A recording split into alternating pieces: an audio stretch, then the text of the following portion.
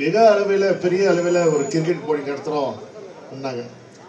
ஆனால் வர வழியில் நம்ம ரவி என்ன சொன்னாங்க, கிரிக்கெட் போட்டி மட்டும் இல்லைன்னு நம்ம பெரிய அளவில் பாகபோர்கள் இதெல்லாம் பண்ணுறோன்னு, அது மட்டும் இல்லாமல் தையல் மிஷின் கொடுக்குறோன்னு சொல்லிகிட்டே போனாங்க. துணி தரோன்னு எல்லாம், அதாவது கிட்டத்தட்ட பார்த்தீங்கன்னா ஒரு நிகழ்ச்சியை 10 நிகழ்ச்சியை உள்ளடக்கிய நிகழ்ச்சி தான் இந்த நிகழ்வு.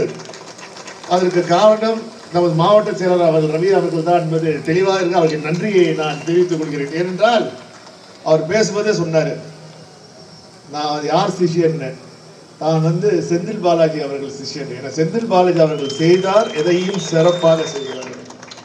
இன்று காலத்தின் கொடுமை வேண்டுமென்றே அவரை ஒரு பொய்யான வழக்கிலே அவர் வைத்து, அவர் சிறையில் இருந்தால் கோவை மாவட்டத்திலே, அது கொங்கு மாவட்டத்திலே பாஜகவும் அதிமுகவும் வெற்றி பெற்றவர்களும் ஒரே நோக்குக்காக இன்று அவரை பயணிக்கிறார்கள். ஆனால் நான் சொல்கிறேன், அவர் எங்கு சிறையில் இருந்தாலும் சரி, இந்த கொங்கு நாட்டு மக்கள் அவருக்கு நன்றிப்பட்டவர்கள். அவருக்கான சரி, அவருக்கு இந்த வெற்றியை அவருக்கு காணிக்காக தரக்கூடிய நிலைமை உள்ளவர்கள். பாதகம் செய்பவரை கண்டால் நாம் பயங்கொள்ளலாகாது பாப்பா, மோதி மிதித்து விடு பாப்பா, அவர் முகத்தில் உமிழ்ந்து விடு பாப்பா. அண்மை செய்திகளை உடனுக்குடன் தெரிந்து கொள்ள இணைந்திருங்கள் இயம்நாடு தொலைக்காட்சியுடன்.